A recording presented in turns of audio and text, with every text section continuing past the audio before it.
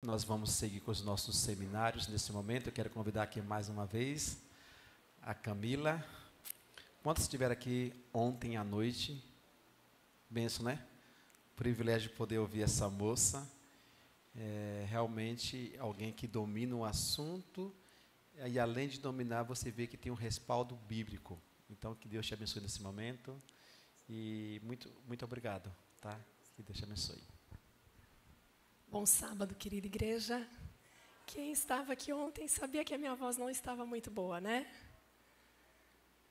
Então, vamos orar pela minha voz agora? Posso pedir para você orar por mim, comigo?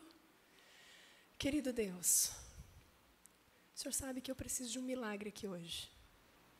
E, Senhor, isso só vem ressaltar que sem Ti não podemos fazer nada. O Senhor que é o dono do fôlego, o Senhor que fez a boca, as cordas vocais. Eu te peço, Senhor, que apesar de todas essas limitações que eu estou apresentando aqui agora, e que o Senhor sabe que eu tenho várias outras, que o Senhor me use aqui nesse momento, e que o Teu Santo Espírito fale a nós nessa manhã. Eu te peço em nome de Jesus. Amém. Por favor, siga em oração, tá bem? Vá orando aí pela minha voz, mas mais que tudo, para que o Espírito Santo atue nesse momento. Muito bem, o que a Bíblia ensina sobre finanças? Nós vimos ontem, só para recapitular, vamos ler comigo?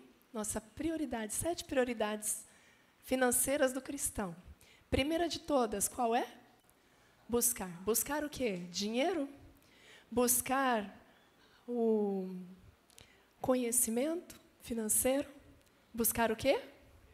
Buscar a Deus. Quando Jesus estava falando para pessoas em extremas dificuldades financeiras, Jesus disse: buscai, pois, em primeiro lugar, o reino de Deus e a sua justiça.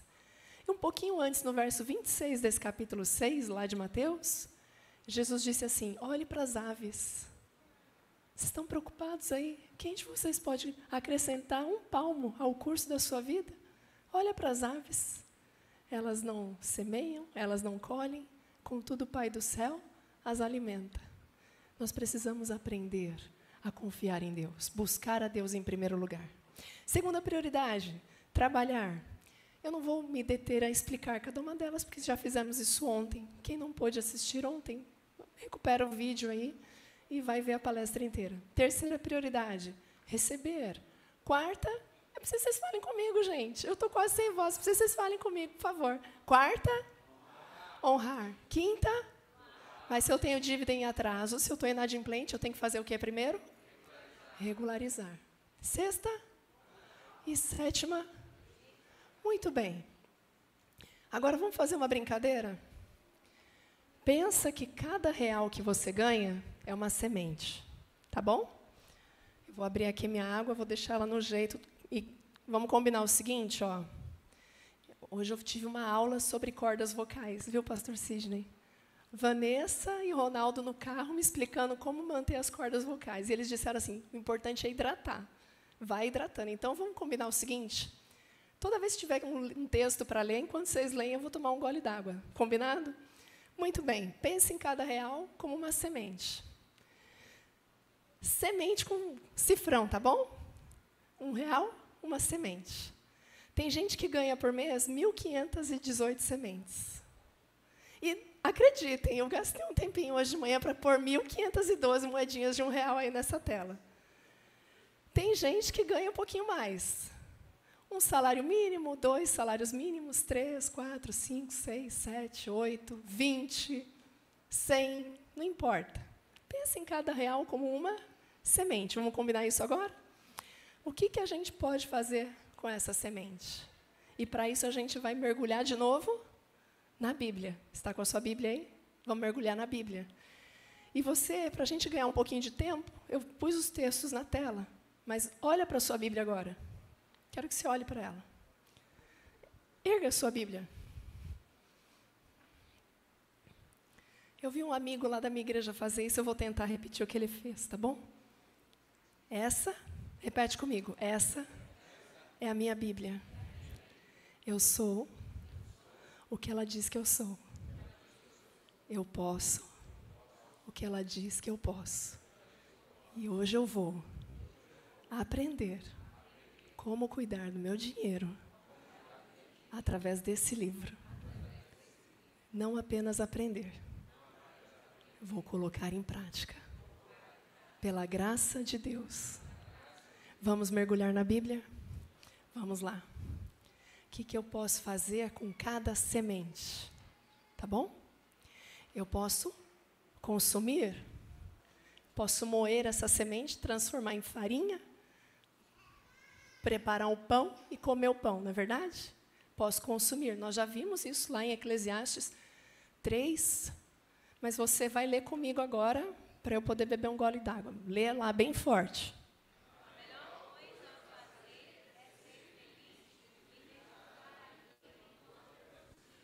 Cada um deve comer e beber e desfrutar os frutos do seu trabalho, pois são presentes de Deus. Você pode desfrutar? Agradeça a Deus, isso é um presente. Outra coisa que a gente pode fazer com cada semente é armazenar. Lê comigo lá, Provérbios, capítulo 6, versos 6 a 8.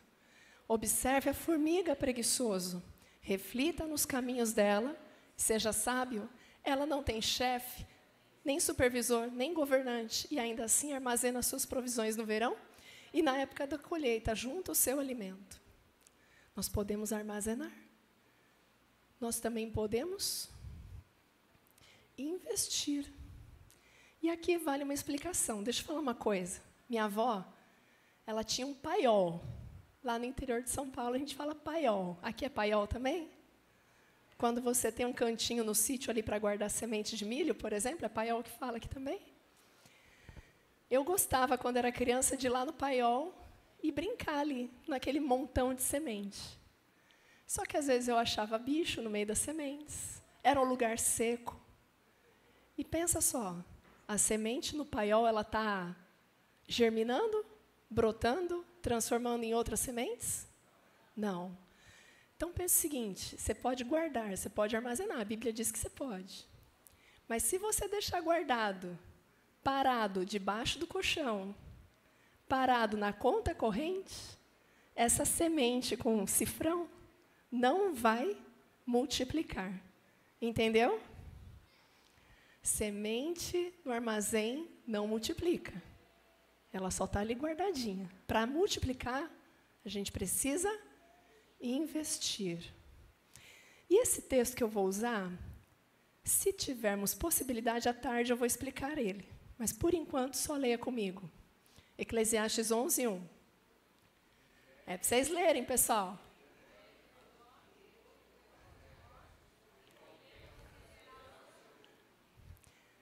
Percebe? Se você aplica o dinheiro com o tempo, ele vai devolver o lucro. Ele vai render, ele vai multiplicar. Agora, já vimos que temos algumas coisas que nós podemos fazer com o dinheiro. E tem mais uma. Repartir. Lê comigo o que está lá em Timóteo 6, verso 18.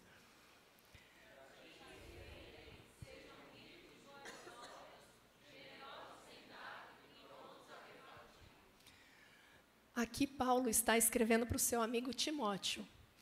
E aí ele fala assim para Timóteo: Timóteo, ordena aos ricos desse século que eles sejam generosos, ricos em boas obras. E aí vem esse texto. Lembra que ontem a gente falou das prioridades financeiras? Quando que deve vir a prioridade de doar? Por último ou logo depois que a gente honrou a Deus? Hã? Lembrando que honrar a Deus é o dizimar e o ofertar. A doação não tem nada a ver com a oferta. A doação é um extra que você faz, ok? Um percentualzinho que você destina ali, antes de você cuidar dos seus próprios interesses. Agora, vamos supor que você recebeu, honrou a Deus, pagou seus impostos, fez a sua doação num percentual que você determinou lá, guardou, né, poupou, investiu, e sobrou um montão para você desfrutar. Mas você não precisa de tudo aquilo, você pode viver bem com menos. É para esse grupo aí que Paulo está mandando Timóteo falar. Você está rico, você tem mais do que você precisa. Então aproveita que Deus transbordou na sua vida e seja rico em boas obras. Reparta, pratica o bem, sejam generosos em dar e prontos a repartir, porque você tem muito mais do que você está precisando. Você está entendendo aqui a dinâmica do texto bíblico? Agora, coisas que eu não devo fazer com as sementes, com cada semente. Coisas que eu não devo fazer. Primeiro, reter para si. E aí eu quero lembrar de um texto que está lá em Lucas, capítulo 15. Jesus falando, leia, por favor. Tende cuidado e guardai-vos de toda e qualquer avareza, porque a vida de um homem não consiste na abundância dos bens que ele possui. Esse texto Jesus falou depois que chegou um rapaz para ele e falou, mestre, por favor, manda que meu irmão reparta comigo a herança. Ele trouxe para Jesus um problema financeiro, sim ou não? E Jesus falou, mas quem foi que me constituiu juiz aqui para fazer essa decisão? E cuidado, viu?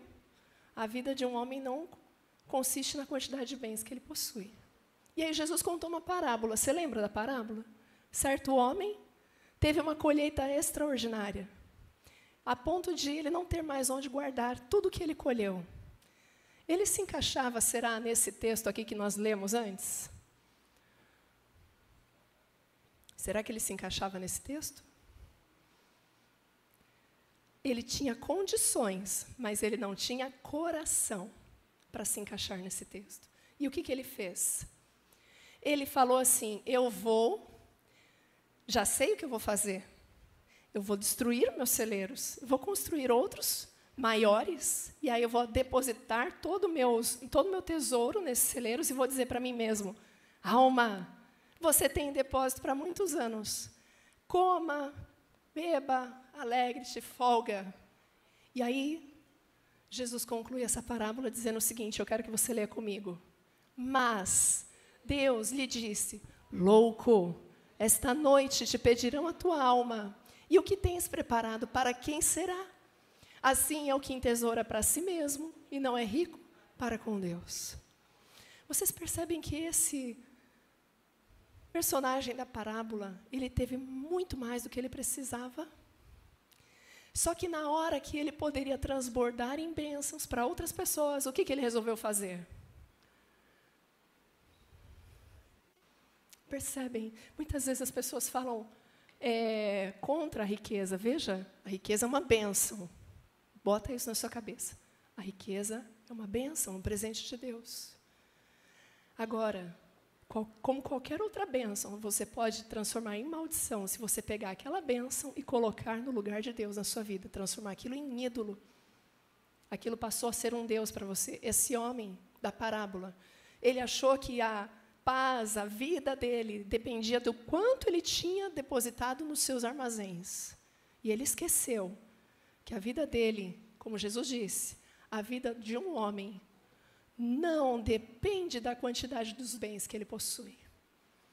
Quando a gente coloca no dinheiro, seja pouco, seja muito, quando a gente coloca no dinheiro a nossa esperança, nosso descanso, e esquece que sem Deus nós não podemos fazer absolutamente nada, nós somos loucos aos olhos de Deus. Podemos ser pessoas extremamente bem-sucedidas aos olhos do mundo. Se esse moço aí da parábola pudesse, talvez a gente estivesse vivendo nos tempos dele, ou se ele vivesse nos nossos tempos, ele provavelmente seria uma pessoa que estaria compondo as capas de revistas, das principais revistas de negócios do país. Hoje em dia nem se fala revista, né, gente? Nossa, acabei de revelar a idade. Coitados dos jovens aqui. O que é revista, Camila? Tá bom, bota aí. Instagram, Infomoney, sites de negócios, ele estaria ali estampado nas principais notícias. Mas aos olhos de Deus ele era um completo louco e infeliz, porque ele não era rico para com Deus. Outra coisa que nós não devemos fazer com dinheiro é esbanjar. Lê o que está aí em Tiago 4, verso 3, para eu beber uma água agora. Por favor, lê bem forte, sincronizados. A última vocês leram meio... Vai lá, combina. 1, 2, 3 e...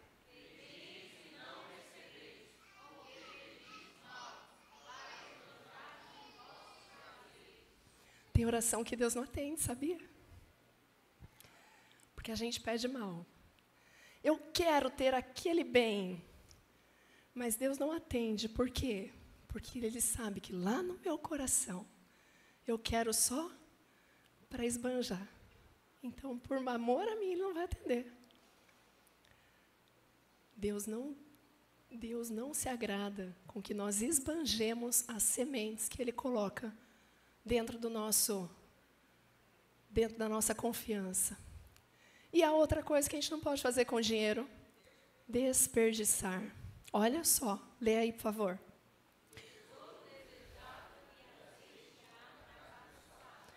Mas o homem insensato os desperdiça. Nós lemos esse texto ontem, só que em uma outra versão. É o mesmo texto em outra tradução. Na outra que nós lemos ontem é: o homem insensato gasta tudo o que ganha. Nessa tradução é: o homem insensato os desperdiça. Vamos relembrar a frase de ontem? Gastar menos do que eu ganho não depende do que eu ganho. Perdão. Gastar menos do que eu ganho não depende de quanto eu ganho, mas depende de como eu administro. Vamos repetir? Gastar menos do que ganha não depende de quanto a pessoa ganha, mas de como ela administra. O insensato desperdiça. E aí eu quero perguntar para vocês sabem qual é a forma mais comum de queimar dinheiro? Queimar sementes? Vamos fazer uma enquete aí? O que vocês acham que seria a forma mais comum de desperdiçar dinheiro? Aí não vale, né? Você já deu a resposta. Quem foi que falou? Boa! É isso mesmo. Juros.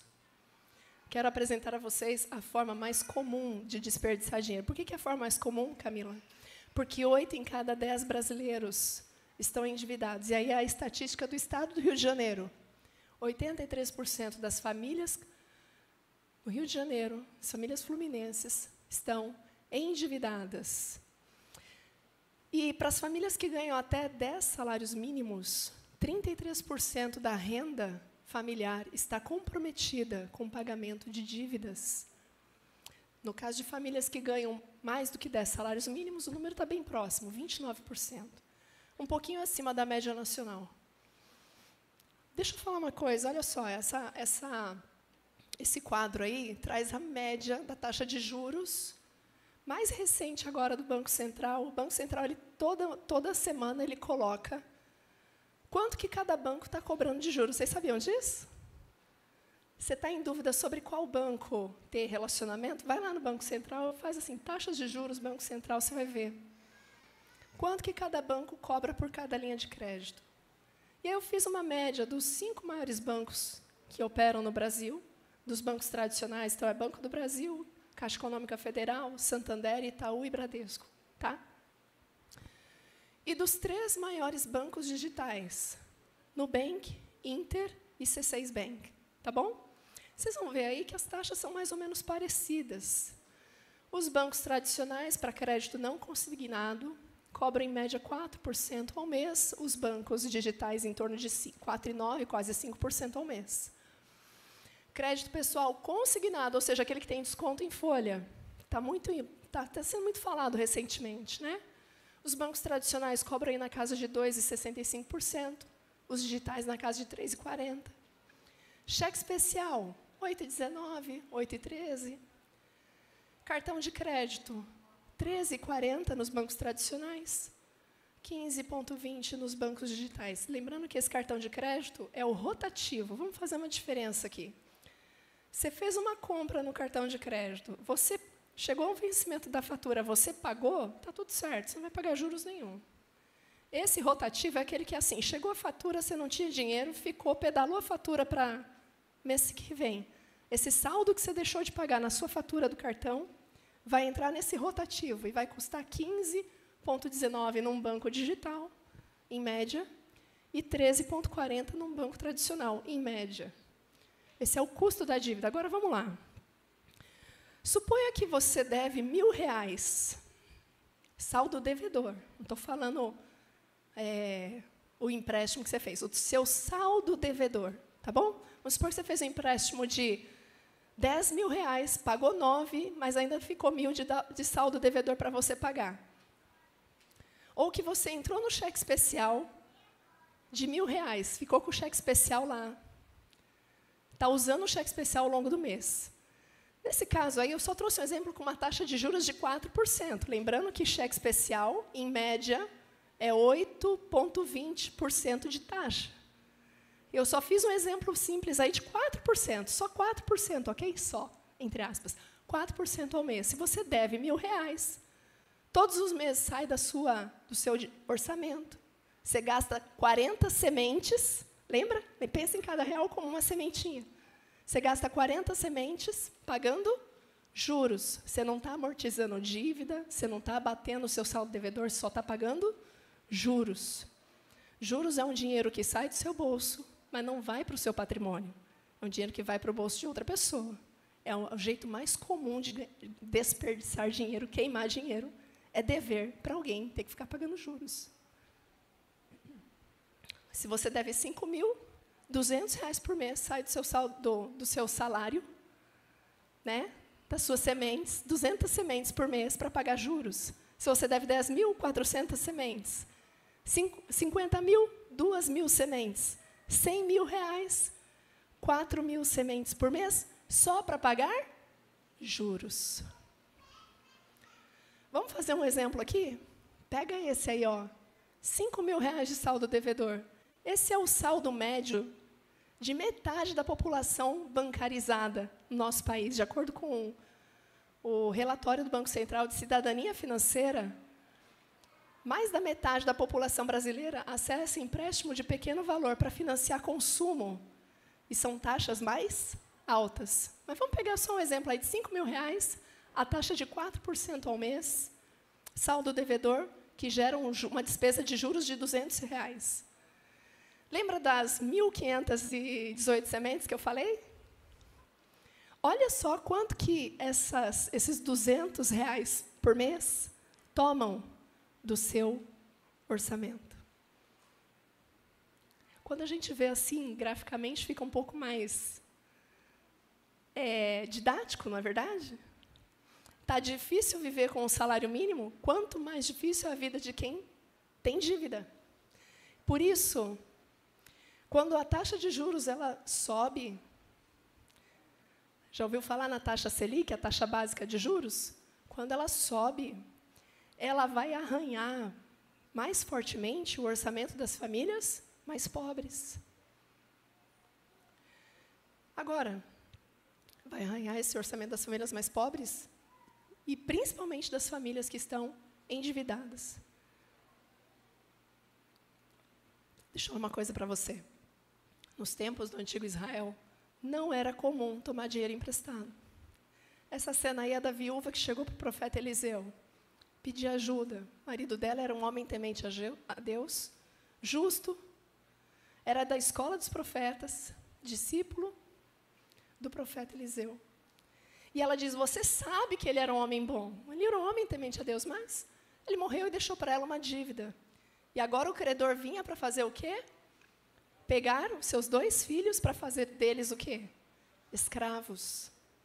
Naquele tempo, se você for a Levítico capítulo 25, você vai ver que o empréstimo era um recurso que a pessoa usava quando ela entrava numa situação de dificuldade financeira. O primeiro recurso que ela usava tem alguma coisa que você possa vender? Vai e vende. Não tem mais nada para vender? Então faz um empréstimo. De preferência com alguém da Irmandade, não podia cobrar juros. E no 7º ano, a cada 7 anos, tinha um ano do perdão das dívidas. Só um parêntese aqui, né? E a terceira coisa que a pessoa fazia, já vendeu tudo que podia, já pegou empréstimo, não tem mais o que fazer. Aí ela vendia a si mesma como escravo. Aquela mulher não podia trabalhar, talvez por algum motivo. Não era interessante para o credor. Talvez já fosse mais velha, não sabemos. Não tinha força laboral que o credor queria. Os filhos eram mais valiosos, então esse credor queria os filhos, então, para pagar a dívida. Estão entendendo a gravidade que era a dívida no tempo do antigo Israel? Agora, hoje, que a gente faz hoje? Hoje a gente compra o que não pode, com o dinheiro que não tem, para parecer para os outros aquilo que a gente não é. Quem parece mais rico aí nessa foto? Agora, quem é mais rico de verdade? A gente hoje está pegando dívida para sustentar uma aparência que não se sustenta. Só que a Bíblia diz o seguinte, lê comigo que eu quero que você decore esse texto.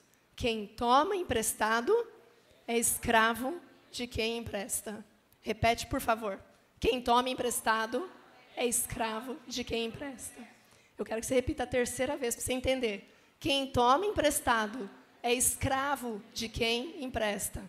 Se você não pagar a dívida, ela vai dobrar de tamanho. Em 18 meses, no crédito não consignado. Em 27 meses, no crédito consignado. Em 9 meses, no cheque especial. E, pasmem, 6 meses no cartão de crédito. E o cartão de crédito hoje é o tipo de crédito mais acessível. Todas as camadas da população acessam o cartão de crédito. A diferença é que, para o rico, o banco vai dar um limite de R$200 mil. E, para o pobre, ele vai dar um limite de R$2.000. Mas todos acessam esse recurso do cartão de crédito. A facilidade. E não estou falando mal do cartão de crédito. O cartão de crédito em si não faz nada. O problema está em quem usa. Usa do jeito errado. 6 meses, você não pagou sua fatura e deixou ali acumular dívida. Não precisa nem comprar mais nada, só deixa ali parada. 6 meses ela vai dobrar de tamanho. Nós não deveríamos achar normal a ideia de conviver com dívidas. Só que aí a gente está na loja, está no shopping, e a gente vê essa placa, né? Ô, placa bonita! E aí tem aquele slogan do cartão, porque a vida é agora. Nossa, com essa minha voz, né? Tá lindo, acabou com o marketing aqui, porque a vida é agora. Ou então, tem coisas que o dinheiro não compra, para todas as outras existe? Olha só, vocês decoraram. Não é isso? Porque é uma estratégia comercial de marketing para te fazer se convencer. E aí você fala, eu quero, eu posso, eu consigo, eu mereço. E lá vai você, como uma ovelhinha, no meio dos lobos. Só que Jesus diz o seguinte, quando você estiver sendo tentado dentro de um ambiente de compra, lembra desse texto. Jesus falando, se um de vocês quer construir uma torre, primeiro senta para calcular, e calcula. Oh, gente, vocês não estão lendo comigo, não? Eu estou com essa voz horrível, vocês precisam ler comigo, por favor, vamos lá? Que se um de vocês quer construir uma torre, por favor, gente, sincronizado, sincroniza aí, senão não dá certo, não. Vamos lá, 1, 2, 3. Se um de vocês quer construir uma torre, primeiro senta e calcula quanto vai custar para ver se o dinheiro dá. 3 ações aqui, Jesus falando. Primeiro, senta. Deixa eu falar para você. Você chega num ambiente de compra, é cheiroso, não é? Não tem um perfume especial? Não tem uma música que faz você querer ficar naquele lugar? A não ser que seja um fast food, que ele quer que você coma rápido para já vir o próximo e ele vai girando ali. Agora, o ambiente de compra, não. É gostoso. O estofado é aveludado. O chão, às vezes, é carpetado. E a vendedora fala que você ficou linda com qualquer roupa que você pôs. Está ridículo. Ai, como você está linda. Aí você troca. Nossa, ficou mais linda ainda. E vai. Ou então você entra numa concessionária, carro novo. Entra dentro do carro novo, aquele perfume de carro novo. Ai, que delícia. E o vendedor fala, não fala preço, não é verdade? Ele fala das vantagens do carro. Leva você para fazer o test drive. Leva você para sentir o motor e perceber como que aquele volante parece que você nunca pegou uma direção hidráulica, elétrica tão boa. E ele tem o vidro, o espelho que não faz não sei o quê. E você vai ver todas aquelas parafernálias do carro, e o som, e o motor. Tudo, não importa se é homem ou se é mulher. O ambiente de venda, ele sabe falar a sua linguagem para te atrair para a compra e fazer você decidir ali na hora, no calor da sedução, não é nem da emoção. Você está sendo ali seduzido para comprar. Só que Jesus fala, primeiro, senta. Sabe o que é sentar? É você falar para o vendedor assim, espera só um pouquinho, eu vou pensar um pouco. E ele vai falar, mas pensar para quê? Já está tudo certo aqui. Já, vamos resolver. Não, eu preciso primeiro sentar. Calcular quanto que vai custar para ver se o dinheiro dá. E esse calcular quanto custa não é só o valor da prestação, não, tá? Tem gente que gosta de saber qual é o valor da parcela. A gente já vai pegar um exemplo aí. Mas você não tem que perguntar qual que é o valor da parcela. Você tem que perguntar qual é o valor, qual é o preço à vista. E quanto que você vai pagar se você pagar parcelado. E aí você compara a diferença. E aí, no caso de alguns produtos, vamos falar do carro, por exemplo. O carro custa muito mais do que o preço dele. Tem o seguro, tem o IPVA, tem o seguro obrigatório, tem a revisão, tem a troca do pneu. Para você tirar o carro da garagem, você vai ter que pôr combustível no carro. Dependendo de onde você está, você tem que pagar estacionamento. Olha quantos custos, eu falei só de alguns aqui. Quantos custos você está somando ao simples fato de ter um carro? Primeiro senta, calcula quanto vai custar para ver se o dinheiro dá. Só que aí, você está ali, se você estiver na loja e não fizer esse exercício, e o lojista está ali só vendo que você está preocupado em saber se vai conseguir comprar ou não. Você não está nem preocupado se vai conseguir pagar. É só se vai conseguir comprar. Vem, tem a facilidade do cartão de crédito. Tem a facilidade do parcelamento. Tem a facilidade da disposição ali. Ah, você não tem cartão de crédito? Espera aí que eu vou te oferecer o da própria loja. Dá até um desconto se você fizer o cartão da loja na sua primeira compra, você tem um desconto. No seu aniversário, você tem desconto. Vocês percebem que é tudo ali para te enredar, para nos enredar. Só que aí eu vou deixar com vocês 7 perguntas que nós precisamos responder antes de comprar alguma coisa. Responda honestamente. Eu preciso? É para agora? Quanto vai custar? Eu posso pagar? Se eu não posso, é urgente? Porque às vezes acontece que eu paro aí, né? Não posso pagar, mas é urgente. É uma situação urgente. Eu vou precisar, então, pegar uma dívida. Quanto que vai custar essa dívida? E aí, a última pergunta, a mais importante de todas. Convém seguir adiante? Lê comigo. Tudo me é permitido, mas nem tudo convém. Tudo me é permitido, mas nem tudo traz benefícios. Porque a vida é agora.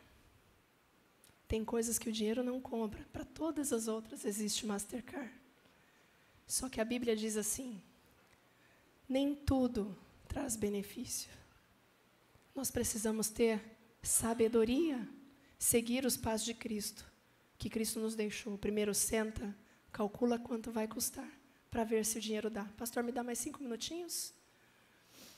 Vamos lá. Vou trazer um exemplo para vocês aqui. Peguei essa semana, essa promoção dessa geladeira. Quando eu olhei, falei, nossa, que legal, uma geladeira por R$ 1.500, mas ela tem essa altura aqui, tá?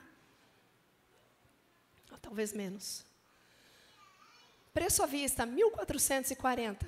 Preço a prazo, ou melhor, anúncio está assim, R$ 1.439,10, eu arredondei ali, 1.440, ou em 10 vezes sem juros de R$ 159,90, arredondei para 160.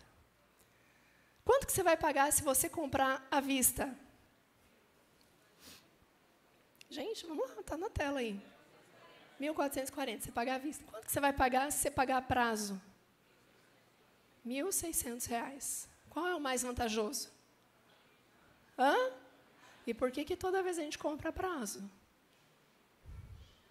Porque não tem dinheiro para comprar à vista, Camila. Mas por que não tem dinheiro para comprar à vista? Porque a gente não se planeja. A nossa compra, ela é parcelada, ela não é planejada. Agora, vamos pensar assim, parcelamento é igual empréstimo. Lembra que ele disse que o valor parcelado era R$ 1.599 em 10 prestações sem juros de R$ 159,90, certo? Se você pagasse à vista, teria 10% de desconto. Eu fiz os cálculos aí, você não precisa saber disso. Só de fazer a conta, quanto você paga à vista, quanto você paga a prazo, você já sabe que é mais vantajoso pagar à vista. Mas só um detalhe aí de matemática financeira para você saber. Não existe sem juros. Se tem desconto à vista, significa que tem taxa de juros embutida no parcelamento.